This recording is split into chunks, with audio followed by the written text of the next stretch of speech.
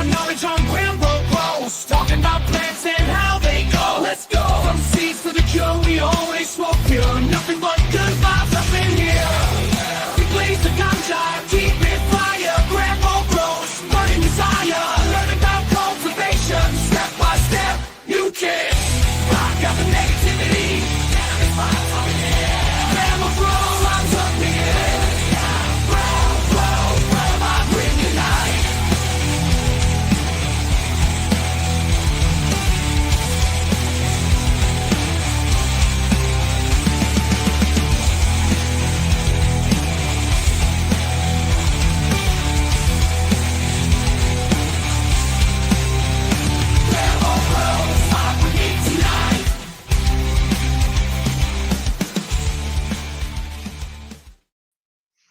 Nothing but good vibes up in here.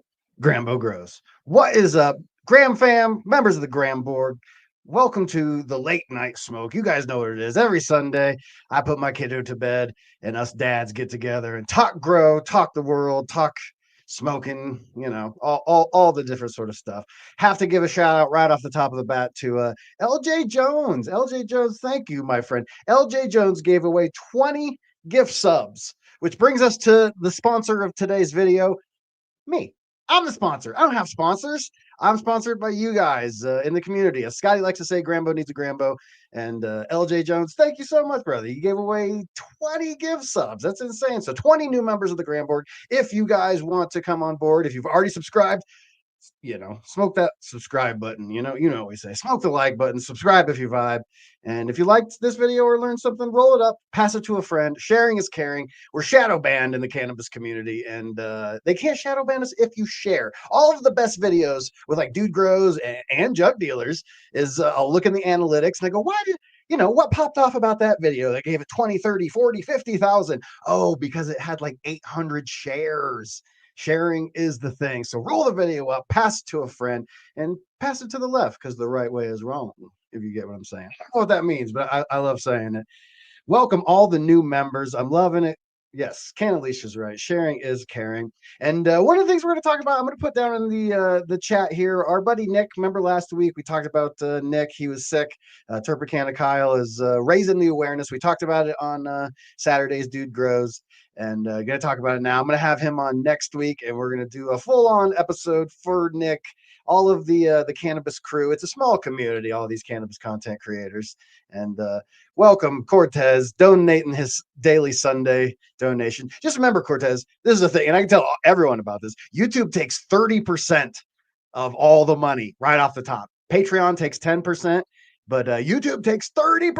30% of everything you donate does go there. So if you're trying to pay me for, like last week, we got a donation for Nick in the chat, and then I was like, oh man, it's a bummer. The YouTube nabs 30% of the donations. That goes for subscribing and everything. Yo, welcome in the Gram board members. It is so good to see you guys. Like I said, if you've already subscribed, you can click that join button, or if you want to support, I got this awesome merch. Grambo, you need a Grambo Grow shirt. That's just what it is. Every woman I meet tells me how cute I look in this shirt, and just imagine how cute you're going to look in this goddamn Grambo Grow shirt. It's ridiculous. So we've gotten past the couple minutes in the beginning of YouTube. You guys know what it is. They don't like us doing anything fun for the first couple of minutes. But while I turn on my favorite concentrate combustion device, what are you guys smoking on in the chat? I want to know. I am smoking an assortment of stuff. If you guys follow me on Instagram, and you should be following me on Instagram, Josh Grambo, I posted I'm smoking some of the Diamond Mind. Our my good friend who some of you might know, Gabe from the Jug Dealers, and introduced me to the Diamond Mind. And ooh, buddy, I got this lemon G. I can't even show it to camera because it'll just start pouring out. It's ridiculous. It's just it's that honey.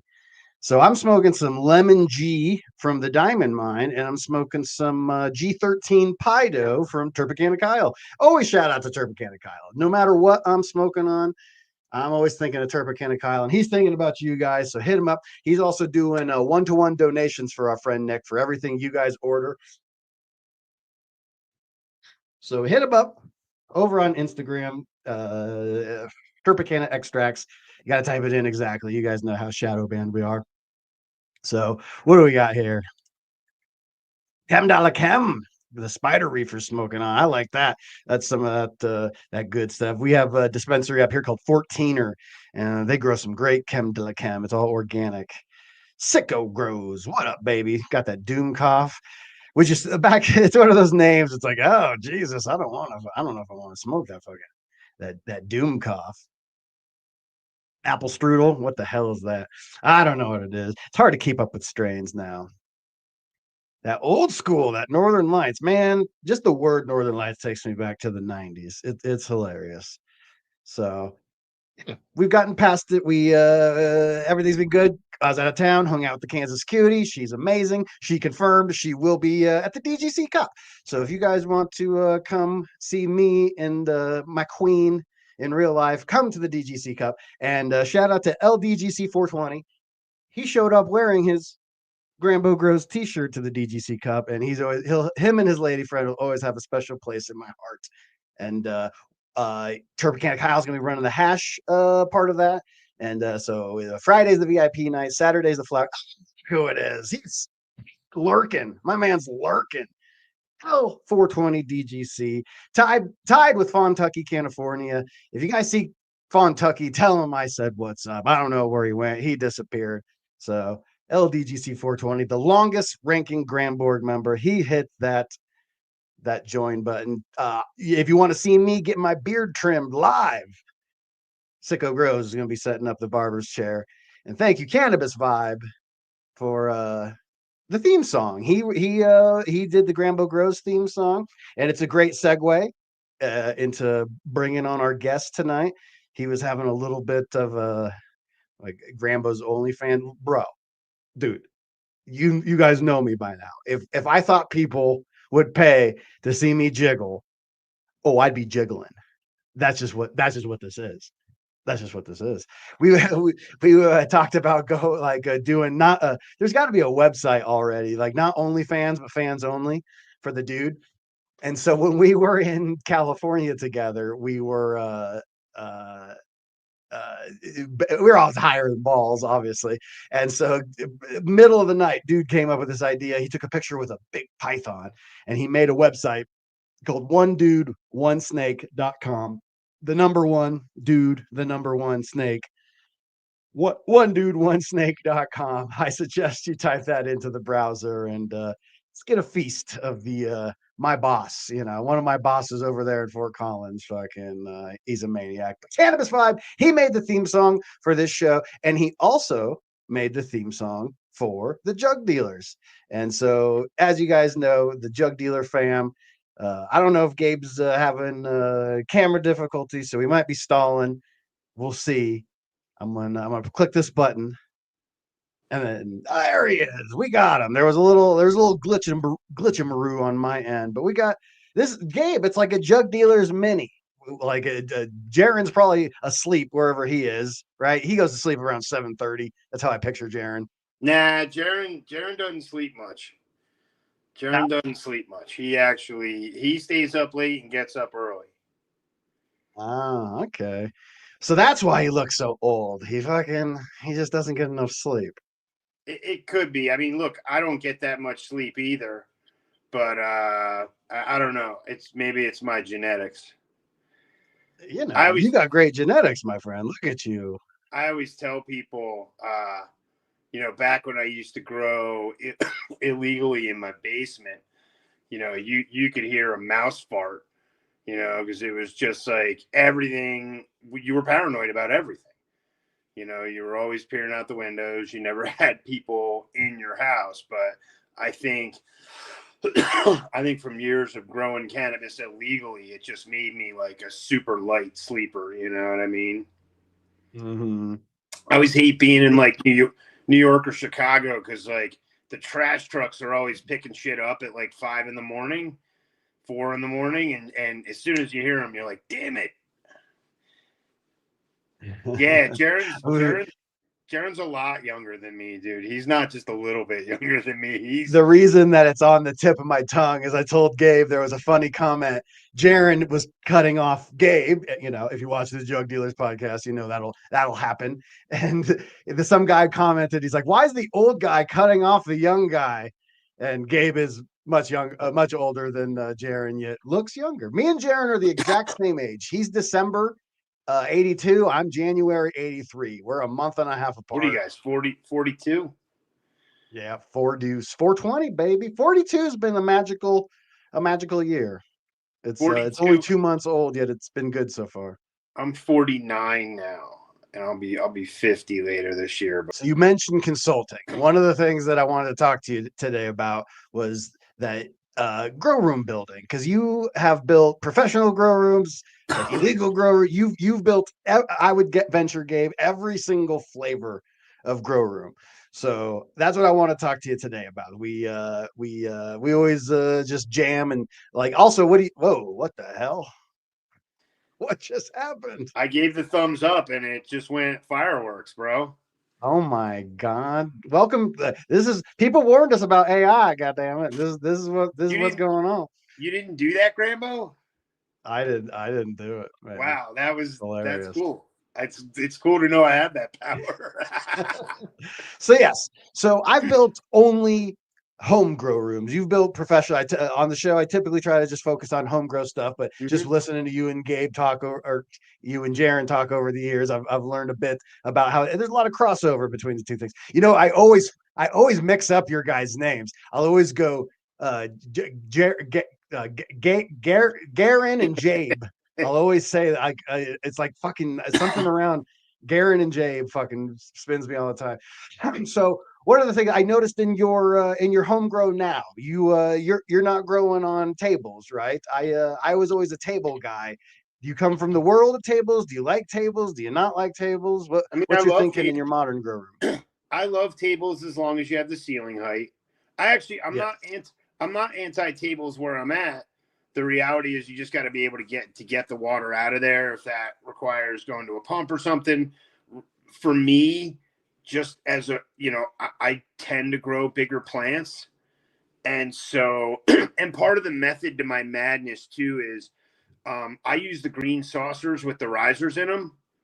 Yeah. And then I'll water my plants through, in which that water will then have a little water in the dish. No, because I have risers. So they're sitting on risers, but the water will go into the dish, and then all that water adds humidity to to the room. Yeah, that's what I meant. Wicks into the atmosphere, not back up in the medium. Yeah. Well, I've had it in instances where I did leave it. Like, let's say I know I'm going away for 2 days. So I've had it where like I would leave it in its own juice for a little while, and it'll end up sucking it up, but that's only a hey, I'm going out of town thing. But I do like here's the thing. For my setup and what I have right now, I like the saucers and the way I do things purely because I hand water too. You know what I mean? Mm-hmm. Truth of the matter is, would I love to get some benches? You got any bench sponsors? but I would love to get some benches. And the other thing is too, my ceiling height is pretty short for what I have. So truth of the matter is, in order for me to really do things, I would have to probably grow shorter plants, more of them. And I kind of like the number I have right now. And in which, same thing, like I don't have a lot of veg space. So like I'll grow my plants out a little while and hold them. So like like for my setup, if I'm going to have a bigger plant, I want those things as close to the floor as possible. You know what I'm saying? Yeah. So one of the things that whenever people are talking about building a grow room, one of my first thoughts is always, how are you getting water in? How are you getting water out? Mm-hmm. Like people are like, oh, I got the sealed grow room. It's in this closet. And it's like, dude, are you going to be like thinking you're going to be filling up Homer buckets and fucking world's strongest manning them fucking back and forth? Or what's your plan here? Me personally, I have a 30-gallon trash can. that I, you can buy them where they have the screw on base that rolls. If you're dealing with 55-gallon drums, you can go on Uline or Granger and you can get the 55-gallon drum dollies. But I'll be honest with you, man. I was doing it like that 15 years ago. And for my home setup and just like not spending a lot of money on irrigation and all the rest of that stuff, that is what works best for me. I've definitely, I got some homies that have containers that do like 7 or 8 lights in a container with a 100-gallon reservoir and a pump. Again, I don't have any problem with that. The one thing I will say too for my setup is, I'm using the Carbonaria, I'm using sugars, I'm using like Photosynthesis Plus, I'm using the Ruby, in which a 5-gallon or a 1-gallon pitcher never gets clogged. You know what I mean? So for my setup, and I always have someone here, and if I don't, I always, I've had some friends over the years, especially with like ebb and flow tables and stuff like that, where they'll just come through every 5 or 6 days. Like no one will see the garden for 5 or 6 days, and they'll fill up a reservoir. It'll do its thing, it'll be set on timers, and no one will even look at it. And that shit does really well. I'm not gonna, for me personally, I like to have a little bit of time in there every day, regardless of whether it's me or whoever I have taking care of it. I think that, we always talk about the secret life of plants, and I think that touch time, be it 5 minutes, be an hour, it is important for you to just kind of interact with your plants.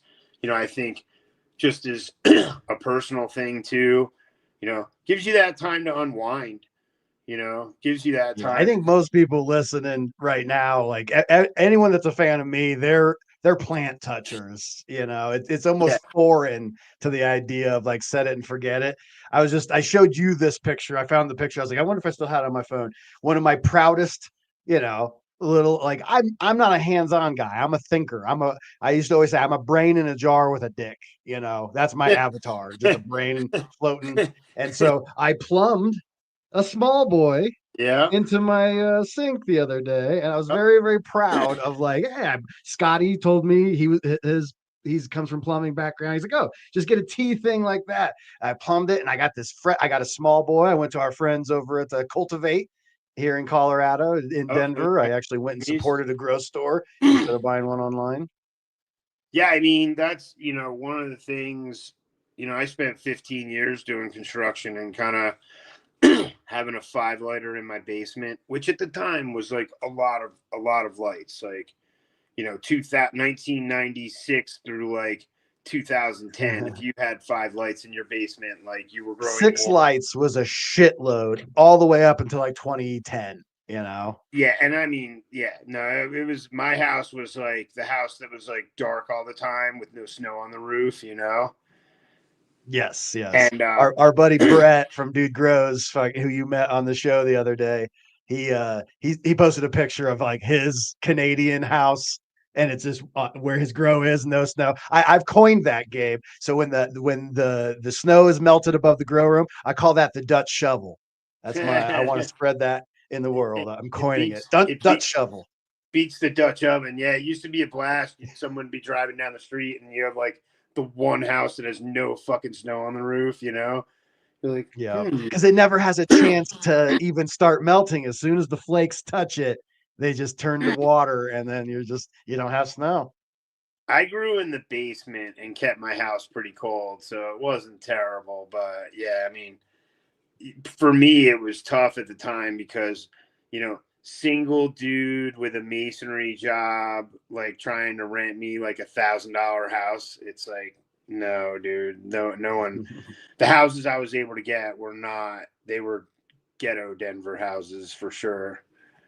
Dude, I think, was it you or Jaron that was talking about how there was grows in office buildings here in Denver, like back in the teens? Oh yeah. You get off on an elevator, like in an office building, like floor 12, humans, floor 13, humans, floor 14, a grow with just lights in office. I'll be honest with you. I'll be honest with you. I can't remember any in office buildings. I remember at least not high-rise office buildings, we'll say. We've definitely set up some grows in office buildings, but not high-rises. Not me, anyway. So one of the things that, like I always say, one of my secret weapons as far as the grow is the sump pump. Like anytime I had a problem with like any sort of fluid in a home grow situation, it was always solved by a sump pump. I would use a sump pump as my mix. So like I had a garden wand that you just hook up to a garden hose, and so the wand goes to the hose, goes to the sump pump. So that was my mixing. It almost worked like an air stone sort of situation where you just put the wand in on, and it would just stir it all up, and you take it out, and you go plant to plant and wand them. And then I would have a bunch of like 5-gallon buckets under each one of the, because I would have the tables, and I'd have a 3x3 trays. They drip down into the buckets, pour them all into one bucket, where there was another sump pump that I had a doggy door in my garage. Thank God whoever built it put in a doggy door. And so that was my mini split exchange, like wire exchange sort of thing, and then my outlet for my things. And I just learned that you can get like wire that goes around during the winter, my fucking output would always freeze and I had to manually dump my buckets, and it always annoyed me. And I just learned that there's actually like kind of tape or twine that's like electrified or some shit. I bet you could hook that up to solar. So it's called heat tape. Heat tape. Any of the units that I've worked on commercial facilities, they all, I wouldn't let you put in your condensation line without it. I'll be honest with you. So yeah, it's smart because that shit's fucking good. I didn't learn about that this year. I learned about it in Maryland in 2017. Well, before that in Colorado, because I mean, you just have so many units that are on the roof, and so if you look at a lot of the units we have that are even like pretty small home units, there's like a little P trap. You know what a P trap is? Anybody know what it? So a P trap is what. It's the same thing that your toilet is based on. Like there's a cavity in there that keeps water so that there's. So it's like a U trap, but in a P. Yeah, basically, yeah. I mean, but it keeps their equilibrium between the outside and the water, so that way there's pressure against it to push the water, or to keep the water out. But what happens is those freeze on those units, and then they get clogged up. They start leaking. A lot of times these units are on top of buildings, so they'll start leaking into the grow room through like the registers and shit. Everybody's like, what the fuck? You got to get up there and take the P traps off. But yeah, all those lines, all those condensate lines, they should generally have condensation or heat tape on them. My furnace, a lot of times you don't have to think about it in home units because the furnaces are inside. So when the furnace is inside, it stays warm. Sean T says, you find your wedding ring in the P trap. That's how you end up with a wedding ring when you fall for the P trap. He's not wrong. He's not wrong. He's not wrong. He's not wrong. So in many ways. And so what do you think about as far as like temperature of water? One of the things that I always effed up about was I had it was a attached garage, but for some reason the water that was out there must have been after the fact, because I would get ice fucking cold water. And early in my growing career, I always was like wondering why my yields, I would get high quality. My quality would be matched against anyone in the world, but I'd always get these small yields. And then eventually it dawned on my thick skull that I was like, man, I bet my water is too cold. Like when I put my hand in there, it seemed cold. I never did any measurements. Is there any, because especially with like dissolved oxygen and all that sort of stuff that comes along with temperature and water. Do you ever do you put like heat pumps in, like, or not? Like some people use like fish tank heaters and things. What do you think about temperature as far as water? Is this something that people, because I would boil pitchers of water and dump it into my res to get it up to temperature because I didn't want to wait. What do you think about temperature and water? Well, I'm glad you asked. Reality is, living here in Colorado, We get our water from the mountains, in which water that comes out of the tap here in Colorado, especially in the winter, is around 55 degrees. Now, like I say to folks, how would you feel if I took your feet and dunked them in like 45-degree water? It'd shock the shit out of you, right? Well, it's the same story with your plants. So you definitely want to temper that water to be what I believe the perfect temperature to be, which is, you're gonna have to excuse me here.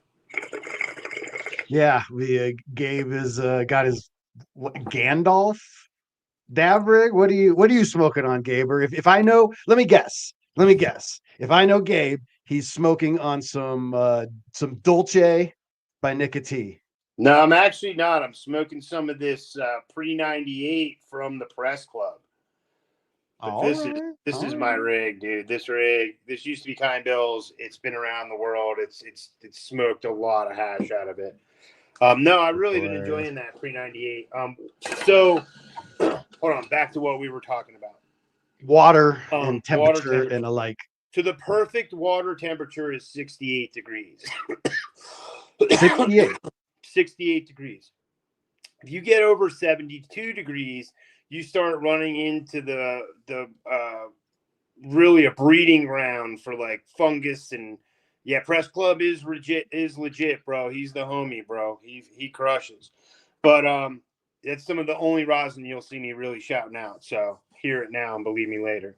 But there's multiple ways to do that. One way that I've done it in the past, depending on the size of your reservoir, right? Like, so for my 30-gallon trash can, I have 2 faucets going in. I put in hot water. I put in cold water. I do about a mix of the same. Then I take and put an air stone in it, let it run with an air stone to help kind of dechlorinate it and oxygenate it a little bit, let it sit for a little bit, and then I mix my juice. A lot of people, one thing I had done in the past when I had, let's say I had a 200-gallon reservoir, I would fill a 50-gallon reservoir and I would use what they call horse trough heaters. I used to use, you can find them on Amazon. I used to use those for when I did masonry, when I laid brick, because you need water when you lay brick and it gets cold outside. So we would put these horse trough heaters in the barrels, and when it's outside, it keeps them lukewarm. But when you're inside, it gets that shit motherfucking hot. So then you have one 55-gallon drum of the hot water. Then you have, let's say, however many other barrels, and you'll just mix in 10 gallons per barrel to help temper that temperature. Like, you need to be, depending on what you're doing, you need to be very cognizant about what your water supply is when you're leaving. It's not like you just walk in and you're like, oh, I got water. And then all of a sudden you're like, holy shit, I'm out of water. What are we going to do? Like, that's a bad spot to be in, especially if you're running RO or something like that. So you really want to be cognizant of your water supply. If you have a tank, if you have whatever, change your filters, check all those things. All that stuff is super important, but you really want to do your best to make sure that water temperature is as close to 68 degrees as possible, because then you're not going to piss your plant off. I had a buddy of mine who hit me up a couple weeks ago, and he's like, his plants look like fucking garbage. And I started asking him, what happened? What was the temperature of the water? And he's like, oh, the guys the other day hit him with 45-degree water. And I was like, yeah, well, that's going to be a problem, guy. Like, imagine me, like, at least I've done cold plunges, so I'm familiar. But the first time you do a cold plunge and you go into 45 degrees, you're like, what the fuck? It literally sucks the air out of your lungs. It takes your breath away. Have you done a cold plunge, Grambo? Yeah, not like anything like proper, but yeah, I've dunked into cold ass water in the depths of Midwest winter. You're like, I fell in a river once. Yeah. No, it's literally, the first time I went in, I realized, I was like, bro, this is how people die. Like, you fall into cold water when you're not expecting it, and you're deuced. I mean, even if you are expecting it, it takes your breath away. It really does. So mailman, he always has great questions. In a not perfect world, would it be better to go a little bit lower or a little bit higher? Do you think would you say 64 is better or worse, or 74 is better or worse? I would say 64. I would say try not to Really? get in that. Again, Really? over 72, you're talking about fusarium, pythium, all these different root pathogens that you just don't even want to fuck with. So in that regards, there's a big difference between 64 and 55. Let's put it that way. And like I said, I'll be honest, man. This is the this is the first time I'm here. Why isn't more people talking about this? I have not heard like anyone talking about not heating their water too high. I would have immediately thought about dissolved oxygen, but not pathogens. No, 100. It's 100% a thing, dude. 100% a thing. If you do not 72, I think is like really. Again, they say 68 is the sweet spot. You're more than welcome to look it up. But I've always I convert. Well, so that's the max dissolved oxygen, correct? And so like 68 for sure is like that place you want to be. But the big thing is temperature that's going to keep pathogens from multiplying. That's really what we're talking about, is that once you get to a certain temperature, all of a sudden gestation for all these different pathogens, that really is what kicks into high gear. And that's what you're trying to, then your shit goes from aerobic to anaerobic, and that's bad. That's like when you add heat and you come in and you smell your water and you're like, ooh, like you always, I always tell people, like, trust your nose, man, because you always know when shit is bad. Like you walk in, except for photosynthesis plus. That's the only thing that when it smells like death, you're like, this is good, So this is an opportunity to take a little shout out for our fam. I say that I don't have a sponsor, but in a way, if I wasn't working with you guys, I wouldn't have the time to be able to do this podcast. So in a way, Jug Dealers. This is partially sponsored by the Jug Dealers, and the reason I think about that is that you'll always say that about things, like a question about the Carbonaria or the Ruby Fulvic. Use your nose. If you open up one of those bottles, it smells like kind of nice wine, kind of sweet smell, then like you're good to go. But if it smells like death and you know what that smells like, that's a great way. Don't use nutrients to smell that. And we'll happily replace it, man. All you got to do is email us, call the number on the back of the bottle, and we'll happily replace it. I mean, it's very infrequent that happens, but we're always happy to take care of it.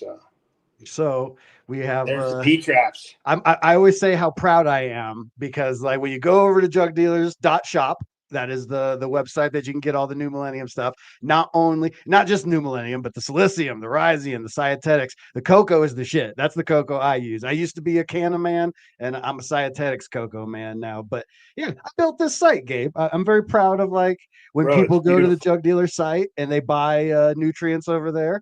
Shipped to all 50 states is I'm proud. It's like, hey, I built that site. I always want any work that I do to be good, and it came out good. So you guys, I reckon you gotta check this.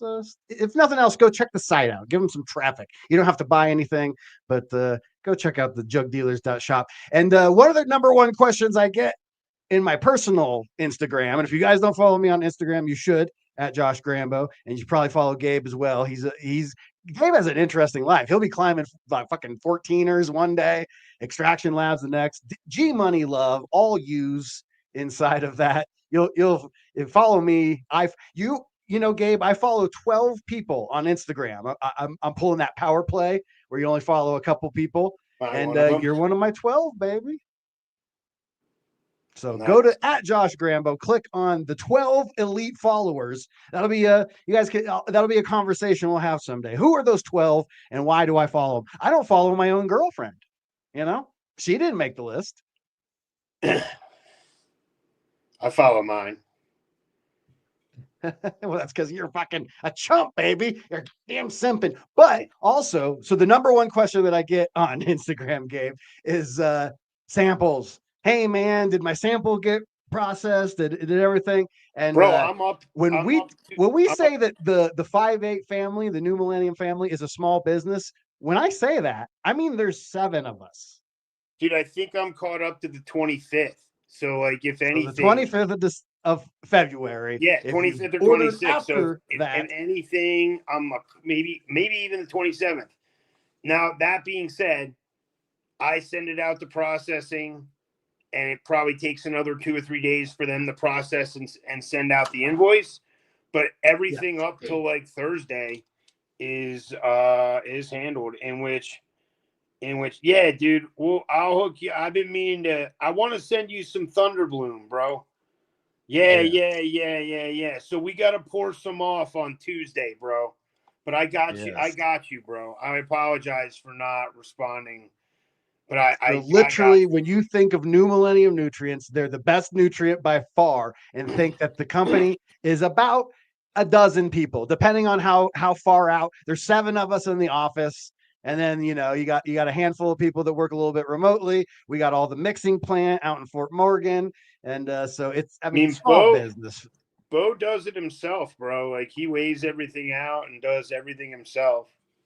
So Bo is the guy who is the he's not the formulator, but he does formulate. It's brilliant how much that he Yeah, is. And he so really Bo is. is, I say, is one of the funniest men on earth.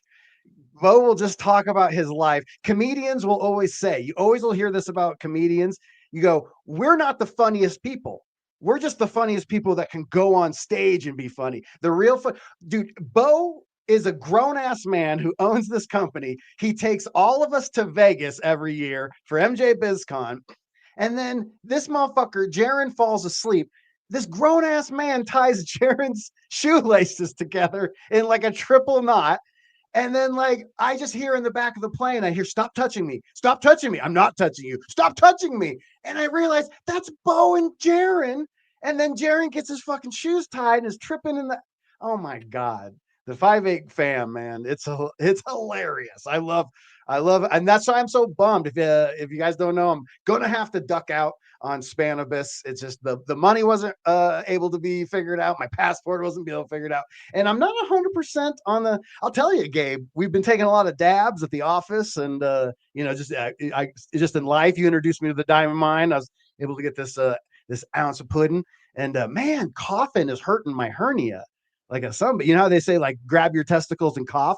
It's Mm-hmm. because like when you cough, there's all those muscles in there, and I've been sore from all the dabs. So I've been taking a lot of the Tropicana edibles, but he gave me syringes. Everywhere I go, I have a syringe like an insane person. Right. I can't do the edibles. Yeah, and then that's the last little shout out that I'll give it is that you should go buy something at jugdealers.shop. You should just go click the page so that way some people are going there and they see that there's traffic and I get credit for that. But then also jugdealers.net is legit free samples. So what are we talking about here? If you go to jugdealers.net and right at the very tippy top, there's a little thing that says samples, and you can go down and right there you fill out the growers form and you get samples. You can try this stuff. So like that's one of my favorite things about working with the Jug Dealers is any other company that like tried to like pull like because like when we do a questions episode, a lot of the questions we get are about New Millennium products, and so then we're like we have to answer the questions that were asked. But the reason that it's not an infomercial is because you can go get it for free over at jugdealers.net. Click the samples tab or just go to /samples and check it out for free. And it takes a little bit. Gabe's the man checking it out. He's got his glasses on because he's out there sending out samples, you motherfuckers. So chill out. They're coming. We got your email. Yeah, it literally is me answering too. So sometimes if I'm on the road or whatever, it just takes a little while. But I see them all, and it's not it's not some AI program answering y'all. Yes. So here, let me ask you this, Gabe. Going back to home grows, I think one of the most stressful things that I personally have ever encountered as far as like home growing is power and just lighting in general, right? Like, what would you say about someone? Because like I wanted to like Dutch Lighting Innovations, once again, shout out to the 5-8 fam. The Dutch Lighting Innovation lights, they have an LED, but they have a 120 version and a 240 version. And I just didn't have. I lived in an old 100-year-old Colorado house. the only 240 was the dryer, and I couldn't share the power or anything like that. So like, what do you think about power? What's the best way to address, like, should people be looking at 120 and just plugging into the wall? Do you need, like, when I grew, I got a surreptitious cannabis electrician to come in and do the whole thing that, you know, electricians do and get me a breaker box just for my grow. And I went 240 because that was the HPS days. What do you think about power? What's the move there? I mean, I hate to say it, that's the move. You know, it's just you really, here's the thing, 240 is just cleaner, better. It's just better power. It's going to cost you less money. You know, in my house, because I own it, I was able to upgrade. But reality is, you know, and I put in I think I put in two 30 amp dedicated circuits, you know, just for that, just for the actual lighting. And it's just like, I think it cost me at the time, it cost me like $4,000, you know, and you just gotta spend the fucking money. If you're renting a place, you know, before you rent the place, you know, when I first started growing back in the 90s, like, first thing you always did was went and looked at the power box, you know, and you want to look at what it has for a main. You want to look at how old the furnace is. You want to look at how old the air conditioner is. Because if you're renting something, you want to make sure you're not in a position where you're having that damn landlord out. You know, try and be as friendly as with your landlord as possible. But the truth of the matter is, you can get power boxes where you can plug into a 240 line in the house, you know, and that'll usually give you four or so lights worth, you know what I mean? So, which you should be pretty decent with that. I know a lot of people who do fine with that. Reality is, if you're doing over 4 lights, go get a fucking electrician or be an electrician. And when we say it, because I know you, I imagine that just in your head, you're just imagining HPS in that, or does that go for LED sort of lights too? Like most Dutch LED, Lighting has the. Yeah, go ahead. I'm running our LEDs. I'm not running our HPS. Okay. I've been running our All LEDs right. for like almost a year and a half, and I love them. I mean, they're a high, but regardless, you know, most people are running a multi-layer fixture because most basements are like 8-9 feet. I totally get that. I'm not. This isn't even a trying to push So when lights. you say multi-layer, this is one of the terms I just kind of realized. I The thought ones that it that was are multi-layer, yep. like diode, but what it actually means is it's meant for like low ceiling height so it's stackable, right? Yeah, mainly for rack units. You know, so you'll have 2-3 level racking systems in which, yeah, those lights are good for that. I'm not saying they're not good for that. I've seen plenty of people be successful with them, using them to replace HPSs. I'm not saying they're not, that they don't work. The reality is, you should be replacing an HPS. If you're in an HPS style room, which is generally going to be, let's just say 12 feet or higher ceilings, you're going to use a high bay fixture. I really do like the DLI one that I've been using for a couple years now. Like, gives me close to the same results out of what I was getting out of an HPS. The reality is, you just have to change your parameters a little bit more, run a higher humidity, run a higher temperature, you know, and run CO2, you know, pretty vigilantly, you know, so that That's an interesting one.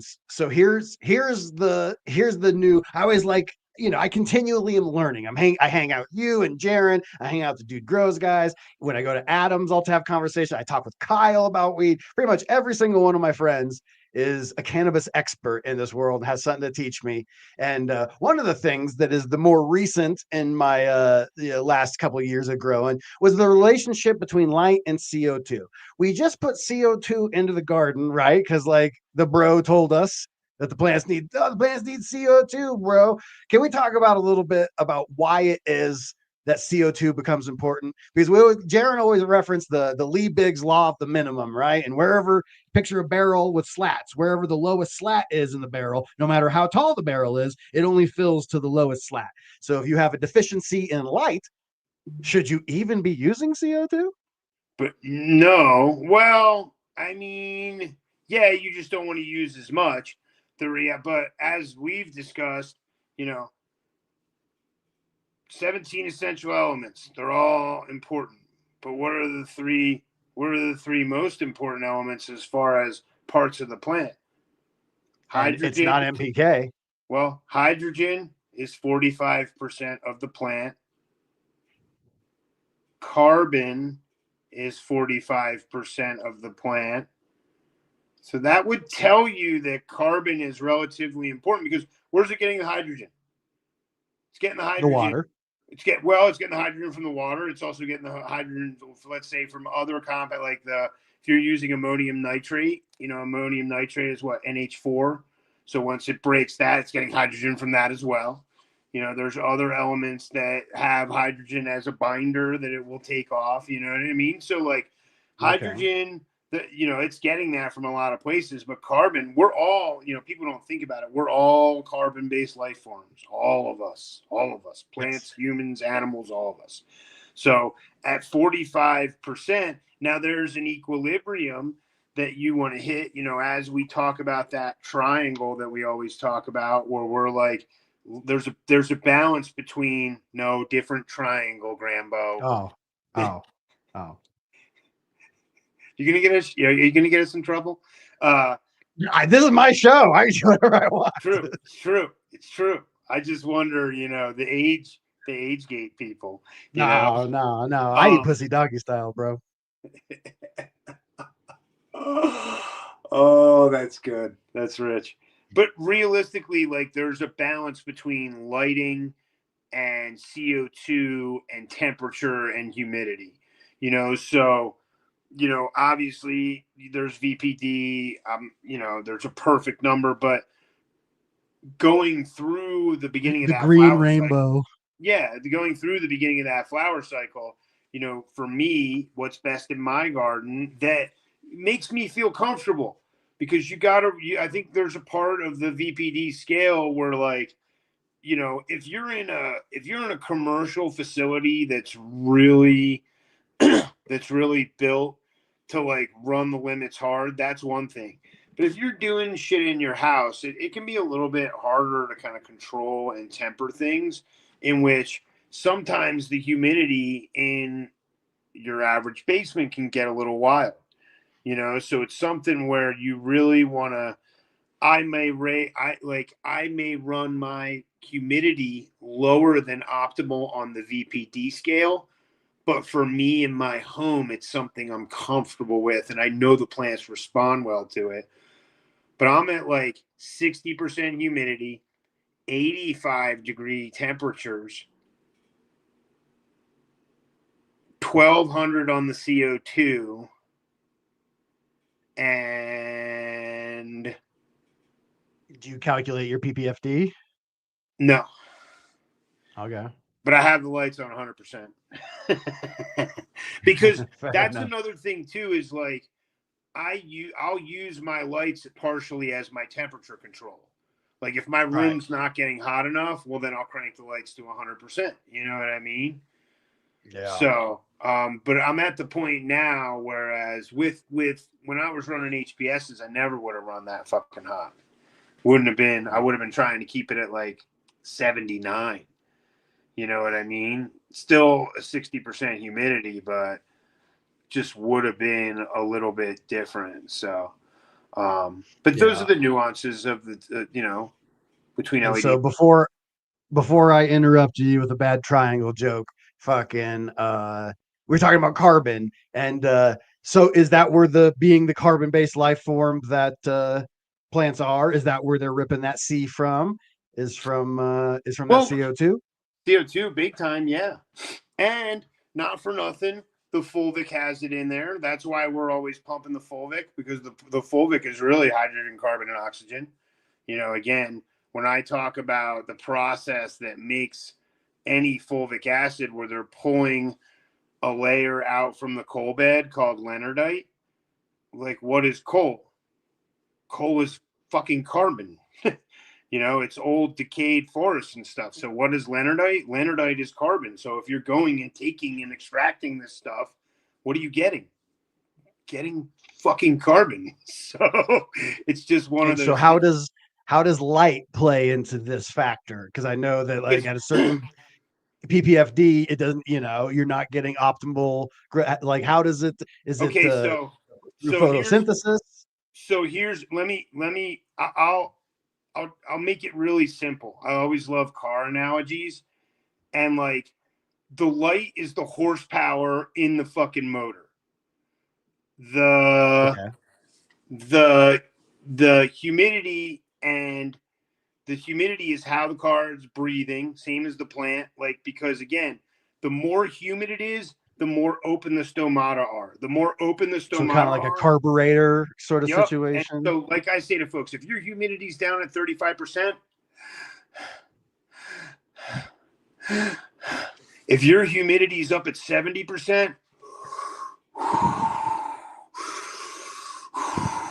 you understand? And so So the stomata is more open on high humidity and closes in low humidity. yes, and that's very Fascinating. important, because that's how you control driving your plants, the same way as you control driving your race car. And then the final part is getting it down to the ground. That's with the nutrients, is getting the rubber to meet the road. A lot of times you'll see people spin out, and there's a balance of, again, giving it the right amount, pushing that light to the point where the horsepower is in the car, getting the fucking CO2 and humidity right. So now the car is breathing fucking well, and then putting it down to the fucking ground. And that's where it all needs to come together. Because if there's any one component, if you're there and your humidity is too low for your plants to breathe, then all of a sudden they're going to start getting yellow, because the car can't, and you got to turn the horsepower down. You know what I'm saying? Like, all of a sudden you're like, oh, well, I got to turn the lights down to like 65% because it's not hooking up right, So, and that's a big thing, because, I remember earlier in the conversation, I was saying how I water my plants through, and then whatever's in the dish I use to help humidify the room. But the size of your plants is going to help humidify, is going to help control that as well, because smaller plants don't transpire as well because there's not as much biomass. So you want to give yourself a little time to help kind of grow. Trying to find a good VPD chart, but they're all so fucking low resolution you can barely read them. Right. I think it'd be interesting to follow along on And it's funny like because this relationship. You'll hear Jaron be like, "Oh, VPD is bullshit," and it's definitely not bullshit. But I definitely think what I run is on one side of that line, because again, like, for me, that's just what's comfortable in the situation I'm in. If I was in a bigger building where I could run things a little bit harder, I'd be happy to do it. But again, just where I'm at, and that's one of the things, going back to the humidity conversation, like, in a big building, if my humidity's not right because my fucking plants are too small, then I have humidifiers I can turn on. You know what I mean? Whereas my humidifier in my house, not that efficient. It does an okay job, but it's not like the humidifier I would have in a commercial facility. So, it's all about the equilibrium of getting everything right. Bombard them with light. Don't give them enough CO2 and low humidity. They're not going to perform. Give them more humidity, more CO2, and a higher feed. Give them a higher feed and higher light, and those two things, not going to perform. Why? Because it can't metabolize those nutrients. Okay, so it just kind of clicked. So like it's like the analogy is like, because the light is the traction, all that extra fucking horsepower you're throwing at this problem is it's just slipping away, going nowhere. And so that's essentially why the PPFD and CO2 would be linked. God damn it, Gabe, you cracked it. Yeah. And it's just, you just gotta, I always tell people I can't teach intuition. I can teach you everything I know, but you've got to spend that time going in the garden on a daily basis. And all of a sudden what I say is like, oh, now I get it. I see where it's at. I always used to walk. It's funny. I'll give you this one. I was used to walk into a room, and when I'd walk into a room, I'd walk in and I'd put my hands up and I'd be like this, and I'd like smell the room, you know what I mean? And like people would always be like, "What the fuck are you doing?" And I'd be like, "What are you not doing?" Like you look like I'd have rooms with like 100 lights in them, and the first thing I do is I scan the top of the room, and I make sure all the lights are on, and I make sure all the fans are moving, and I stand under the ducts because I know where the registers are, and I make sure I feel that air and stuff like that. When the humidity's over 70% in a room, your feet, they slide on the floor. Like you feel like a layer beneath your feet. And those are the things you really should be super tuned into in your room, regardless of whether it's your tent or your basement or whatever. Like that's the shit that's going to take you to the next level are those things. And you'll get to a point where you're so good that you'll be like, oh, something's wrong. This filter's clogged. What's going on here? Is this working? You know? And then that's really what will change. And all those little things are what's going to make your garden like pop super hard, you know, is just making sure that you take the time to like, again, like we were discussing before, you could be the guy with the reservoir that's good for 5 days. And I'm not against that. But for me, somebody should be looking at every plant every day, at least just checking them out, seeing what's going on. We need to, Gabe, we should make a shirt that says plant touchers. Plantophiles. I don't. Ew. My girlfriend's a plantophile. Like every single time I see her, she brings me a new plant. It's adorable. I love plants, man. I mean, I love this plant in specific because it always, you know, it always teaches me something. You know, there's always something humbling about it. And not for nothing, there's like, going back to the race car analogy, like you're always, no matter how good your car is, you're always trying to get a better time.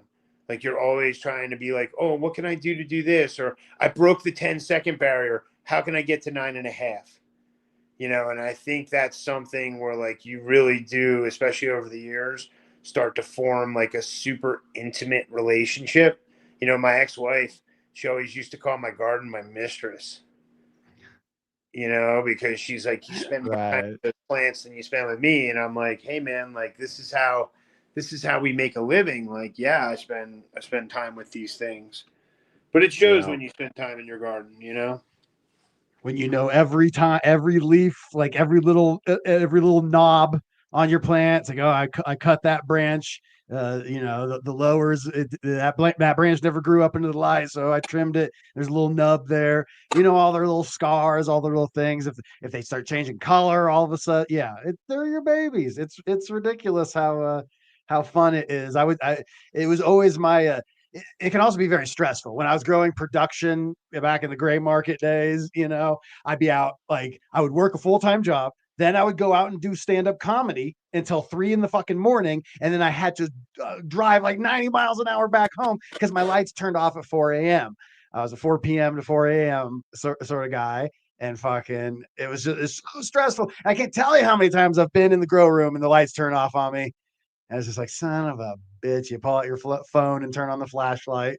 It's like, God damn it. I guess I was never a green light guy. I always, I know there's there's a place where there's still a little bro science and controversy. Plants for sure see green light. It doesn't disturb their nighttime phytochrome state. So you can use it in low intervals. You can't leave it on all day, every night, or else it'll start fucking shit up. But plants definitely see it. They scatter a lot of it because they're green.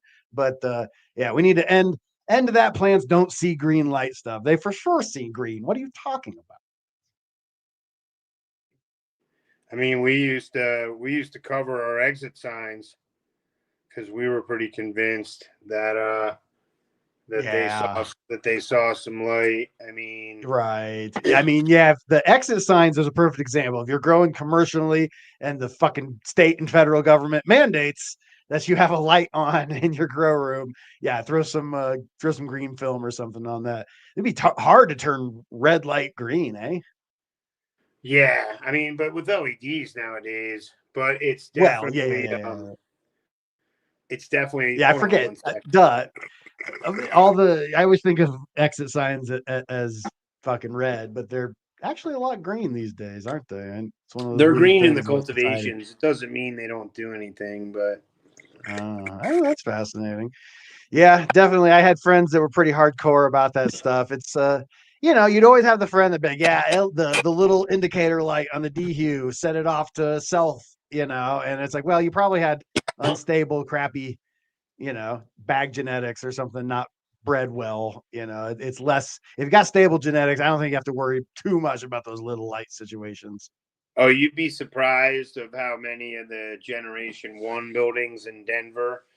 I always tell people, like, once a room is built, go in there with the lights off for 18 minutes. And after Yes.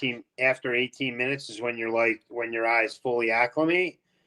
Yeah. And you'd be surprised, not only how much you can see, but B, how many light leaks there are in a lot of fucking rooms. Yeah, dude. That's one of my number one tips for people is let your eyes adjust when you go into your grow at night. Like people just walk in, and they're just like, oh, looks good. It's dark as fuck in there. But then no, wait 20 minutes, man. You'll be amazed at what you can see. Yeah. Yeah. I'll sit down, I'll bring a chair. I'll just sit down and wait. And then, yeah, you can. And the funny thing is, I mean, you can walk around in there after that without any light. Like you can see the benches, you can see everything. Right. You Unless it's appropriately dark, in which case it's a goddamn cave in there. Well, here's the thing, a lot of fixtures, they still have those blinking lights on them, so there's still some amount of a little bit, unless you're going around and taping every one of those, in which that stuff's not that harmful. I've never haven't seen really detrimental effects from that, but only with very unstable genetics. I'd always have a friend that'll tell a story about finding nanners because of X, Y, or Z, and probably it was shit genetics to begin with, buddy. But yes, also, it's sir. not a good reason to not do it. What's it cost you? Fucking a nickel and tape? Go ahead and do it. Who cares? Live your life, people. I like Bob to D live. puts that. I put the tape is like ranch dressing. I put that shit on everything. I like to live my life one light at a time. Fast buds and furious. On the edge. Hell yeah, dude. Well, we did it, Gabe. We did an hour plus, baby. We fucking I think we talked a little bit about how to get that grow room. I think that between the tips about grow rooms and then the actual, like, that last tip of the race car analogy, I know. Leave a comment if you like that race car analogy, because I love these analogies where it's like, oh, okay, that actually kind of makes sense. Even if I don't understand the science fully of all that exchange and photosynthesis fully yet, at least I have a scaffolding that when I start unraveling that actual, when a photon hits a fucking green part of a plant, it yada yada. Once I do get to that part, I have a scaffolding that I can kind of understand, like, oh, okay, yes, it is. It's about this. It's not quite that, but it's this, and yada yada, science-y talk. Yeah, I mean, everything's got to line up, and it's your job to make sure everything lines up.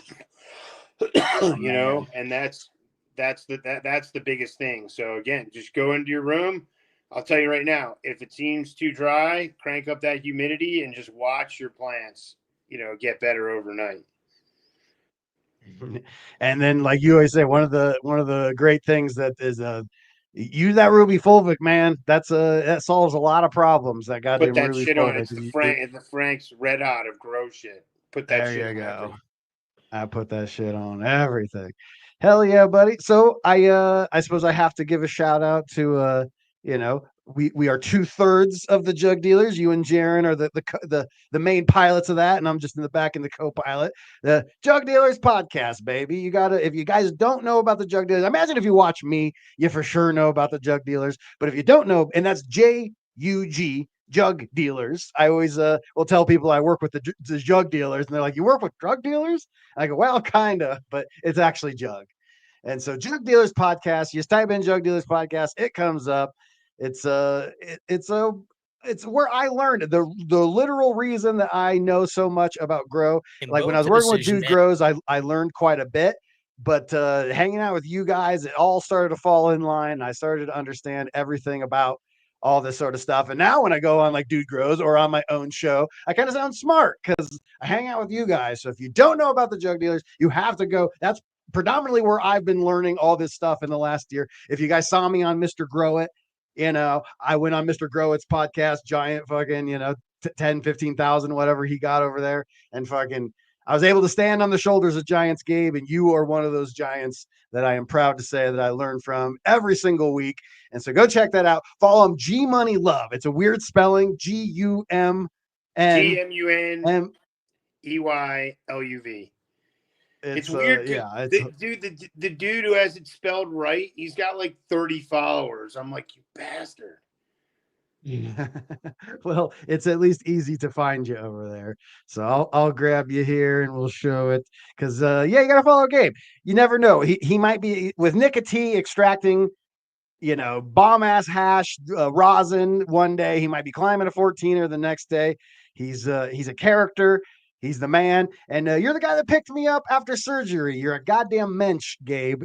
I'm glad to call you a real life friend, not just a grow buddy, but an actual homie. And I believe with this episode, you are now you just outranked Cortez as the most late night smoke guest. I think this is your 4th time, I think, and I think that just nudges out. Hell yeah! Well, I'm happy to come on anytime, and let's do an episode like we do on the show where people like maybe have some questions queued up beforehand, like a bunch of different questions, and we'll do like a freaky questions episode or something like that, man. We'll have some. In this video right here, leave a comment, not in the live chat, but leave a proper comment. Put your questions in there, and if we get enough questions and enough interest, me and Gabe will get together and we'll talk anything. Me and Gabe, we got stories about weed, we got stories about running weight, we got stories all about stuff. So ask anything in the comments, and me and Gabe will get to it. Stories for days, bro. For days. We'll call it the happy. You got to be happy and apathetical. It's the Hapathetical Podcast. Welcome to it. The next episode, Hapathy. Me and Gabe coined the term hapathy, where you're happy but don't give a fuck. You don't give a fuck in a mean way. Most people are like, I don't give a fuck. You go, yeah, it's great. I don't give a fuck. It's great. Hapathy. What can I do about it? I got it. I do about it. I'm gonna fucking get laid and eat some pizza. Truth be told, bro. You know what I'm saying? Pizza still tastes good, and triangle snacks. Get your snacks. My dog. So go over to jugdealers.shop. Thank you, Gabe. I'll see you at work on Tuesday. Yeah, we'll see you Tuesday. Peace. Fuck yeah. Thank you, Gabe. Jug Dealers Podcast. Thank you guys, everyone. Once again, LJ Jones, thank you so much for the 20 gift subs. If you guys want to join, what do I always say? Smoke that like button. Subscribe if you vibe. And if you like this video, roll it up, pass it to a friend, share it on social media. They cannot shadow ban us if you guys share. Sharing is caring. It's the number one thing that you can do. Or you can go over to a GRAMBO.shop and grab yourself a t-shirt. Go to jugdealers.shop or go to GRAMBO's. Isn't that kind of shows the way? You know how I learned how to build? You know why there's a GRAMBO.shop? So I could learn how to build a jugdealers.shop. I didn't want to build them a crappy website. So I used my own website to figure out how to do it. And so go over to one of those things. Be like my man LDGC 420, who comes to the cup last year wearing a Grambo Grows t-shirt. He's my man. Be my homie. You're all my homies, but some of you support the show, and that goes a long way. So thank you guys. You know how we do this. We end it with the cannabis vibe, and next week Tropicana Kyle. It's going to be interesting. A lot of adventures me and Kyle are going to be getting into this. It's going to be interesting. So we'll see y'all Tuesday for Jug Dealers, Wednesday for Dude Grows, and a whole bunch of times in between then. Next Sunday. We're dropping knowledge on Grambo Grows, talking about plants and how they go. Let's go. From seeds to the cure, we always smoke pure. Nothing